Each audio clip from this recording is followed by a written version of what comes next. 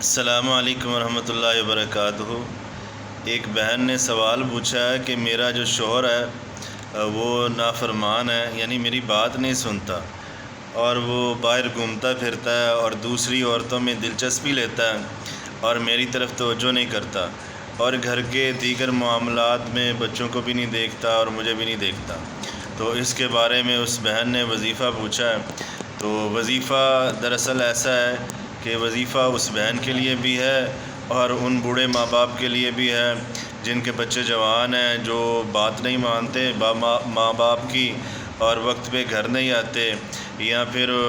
وہ بچے نافرمان جو خود سے شادی کرنا چاہتے ہیں، یا وہ بچیاں جو خود سے لڑکا ڈھونڈ کے شادی کروانا چاہتی ہیں اور ماں باپ منع کرتے ہیں کہ نہیں بیٹا یہ آپ کے لیے اچھا نہیں ہے لڑکا۔ تو ایسے نافرمان بچوں کے لیے اور نافرمان شوہروں کے لیے وظیفہ ہے، اور وظیفہ جو ہے وہ 100% جو ہے نا وہ کارآمد ہے۔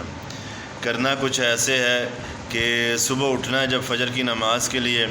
تو سب سے پہلے سنتوں کو پڑھنا ہے۔ سنتیں پڑھ کے آپ نے بیٹھ جانا ہے، بیٹھ کے آپ نے 12 مرتبہ درود پاک پڑھنا ہے، درود شریف پڑھنا ہے، اول آخر 12 مرتبہ، اور درمیان میں یہ آپ نے پڑھنا ہے قد شغف حبا یا ودود، یہ آپ نے 313 مرتبہ اس کا ورد کرنا ہے، وظیفہ کرنا ہے۔ اور یہ وظیفہ کرنے کے بعد اول آخر درود پاک پڑھنے کے بعد آپ نے اپنے سامنے کوئی شیرینی رکھنی ہے، یعنی کوئی مٹھائی رکھنی ہے یا چینی رکھنی ہے، اس کے اوپر دم کرنا ہے، اور وہ دم کر کے اپنے نافرمان بچوں کو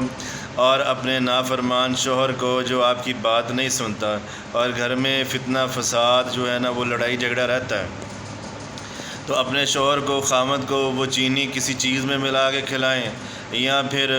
چائے میں ملا دیں، یا کوئی بھی چیز میٹھی بنا کے اپنے شوہر کو وہ کھلائیں، تو انشاءاللہ تعالیٰ وہ آپ کا جو شوہر ہے وہ آپ کا تابع دار بن جائے گا، آپ کی ہر بات مانے گا اور سنے گا اور آپ کو وقت بھی دے گا۔ اور جو بچے نافرمان ہیں اور آوارہ ہو چکے ہوئے ہیں اور اپنے ماں باپ کی بات نہیں مانتے، وہ بچے بھی فرما بردار اور تابع دار بن جائیں گے اور وقت پہ گھر آیا کریں گے۔